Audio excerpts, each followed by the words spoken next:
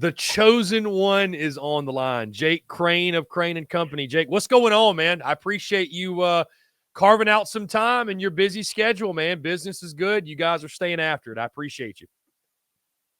Oh man, same as you. Good to see good things happening to good people, man. Yeah, just got done with the show.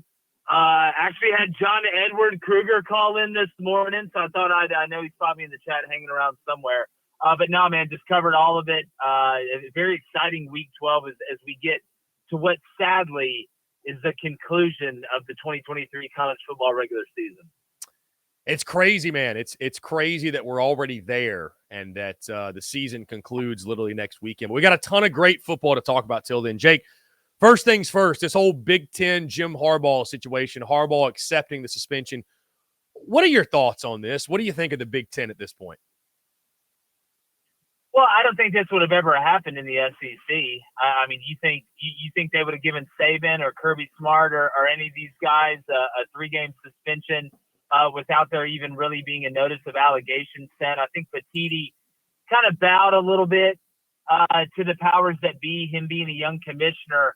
But I do think this was smart by Michigan, though, right? I mean, look, at the end of the day, if this gets rid of the investigation, and you know where I stand on sign stealing, everybody does it.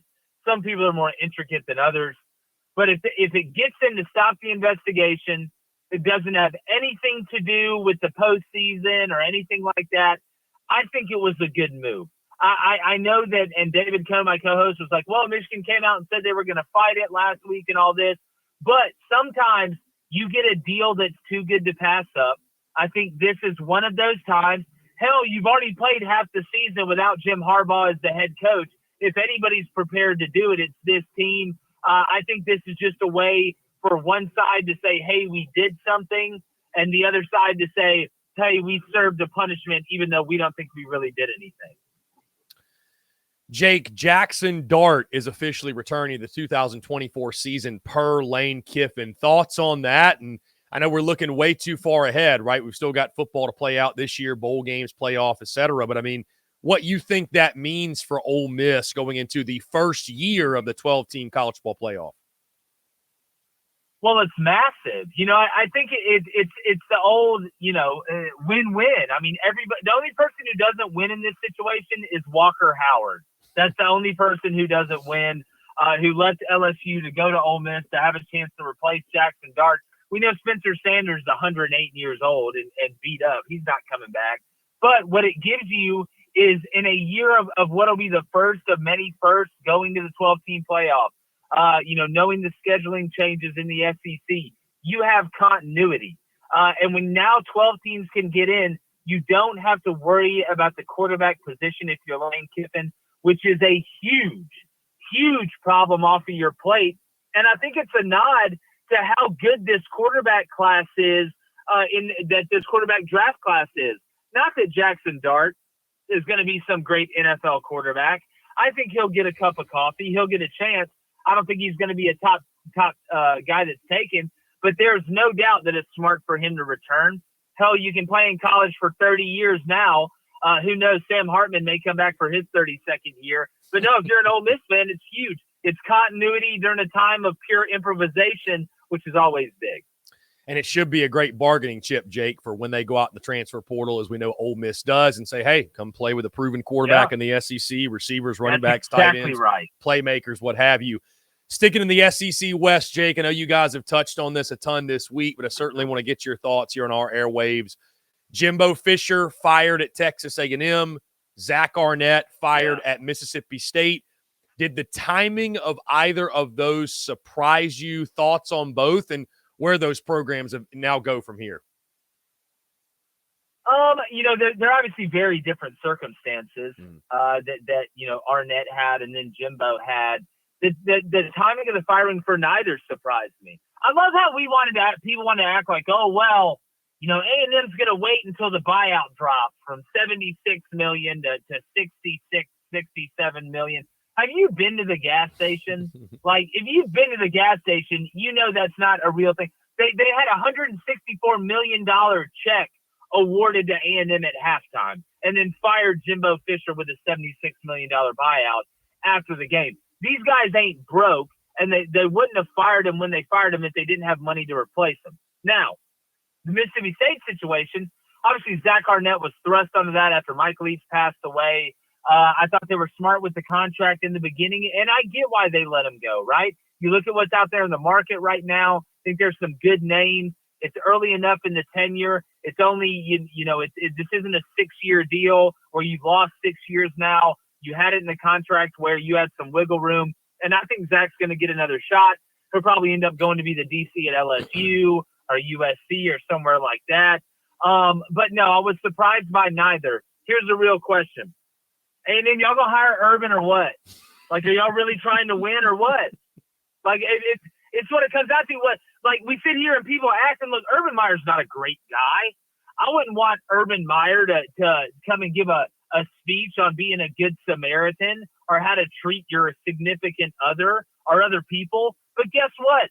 There's a lot of people in the coaching business that are not good people, that are not great guys. But yet, if Urban Meyer was this awful piece of trash Kim Jong-un North Korean leader that they make him out to be, he wouldn't be on Fox every Saturday wearing those James Bond-ass villain glasses. He wants to get back in it.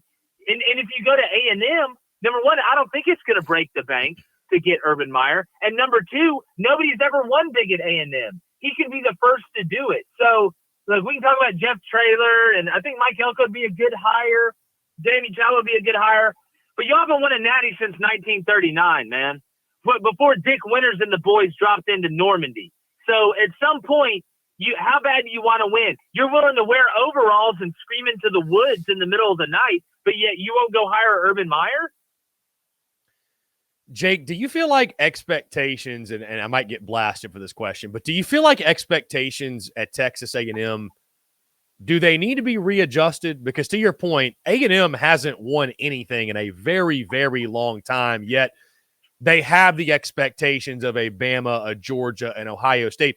So do you think they need to be adjusted, or do you commend Texas A&M for holding themselves to that standard that I think a lot of other schools maybe are not as willing to do because they don't have the quote-unquote history? Like, they use that as somewhat of a crutch, if you will. Well, you got to believe it to achieve it, number one. And look, A&M has everything you possibly need. They haven't found the right leader yet, right? Championship teams are a combination of great leaders meeting great resources and opportunities in this sport at the college level. A&M has the money. They have the facilities, right? They have the loyalty. They have the fan base. All they're missing is that great leader. Right? All they're missing is that guy that gets up and talking and everybody starts clapping really fast after everything he says. Like, that's the only thing A&M's missing. So if I pull up to your house and it's a mansion with it's not in the state unless it comes with a pool and a gate, and you got a beautifully cut lawn, you got ice sculptures everywhere, I'm going to think you're rich. And you should think you're rich. So at the end of the day, I commend A&M for it. They have the capability to win at a very high level, just like a Georgia does, just like an Alabama does, just like the top echelon schools do from a resource standpoint. They just haven't found the right guy yet. You know who they are? Chris, I figured it out. You know who Texas A&M is? They're that, and I'm happily married to a beautiful woman I love very much.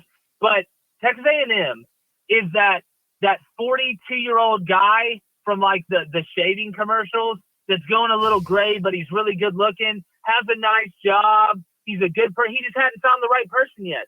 Sometimes you find love late in life, man. Right? What's that website where, like, 50andover.com? It can happen still. Jake, if this were next season, Georgia, Alabama, Missouri would all be a lock, somewhat of a lock, I'd say, would all be in right now at least for a 12-team college football playoff with Ole Miss and LSU knocking on the door. How excited are you for that 12-team playoff to be a reality? I'm excited because I'm hopeful that it may stay like this, right?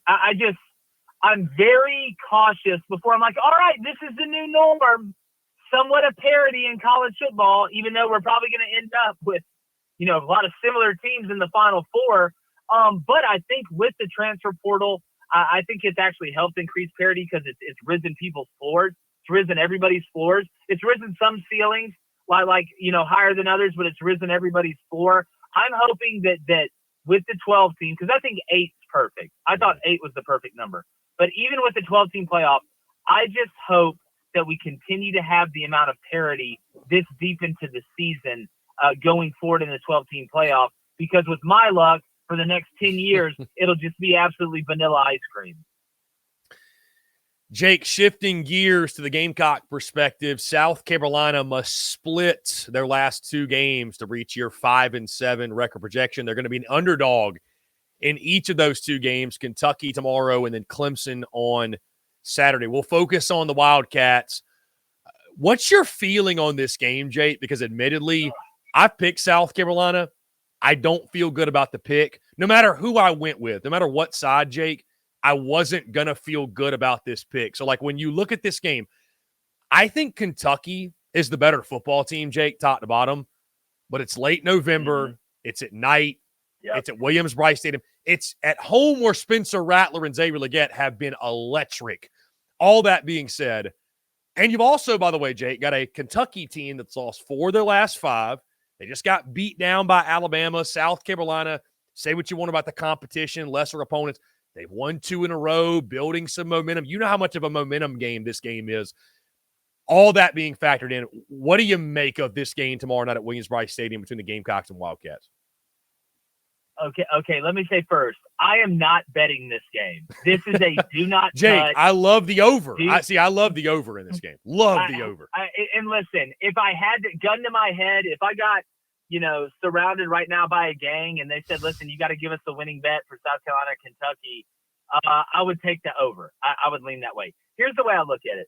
I'm very analytical in the way I look at things. I know that styles make fights, right? Matchups make winners. And as bad of a matchup as Georgia and Alabama was for Kentucky, because here's who Kentucky is.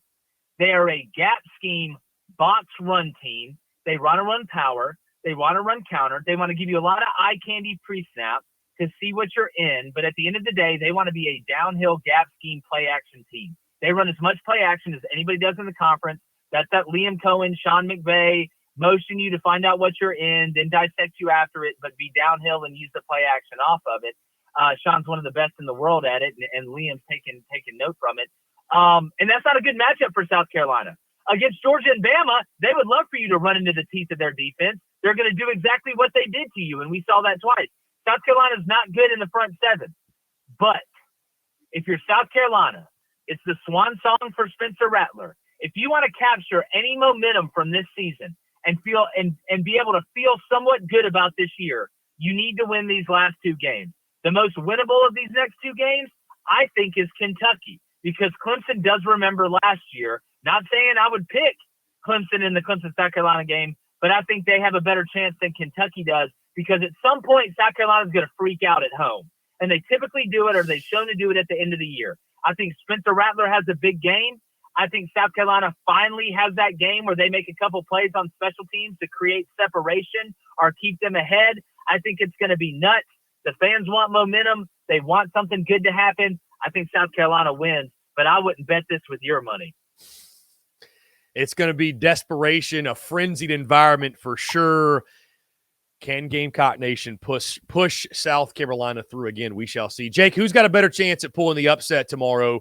Tennessee against Georgia or Florida at Mizzou?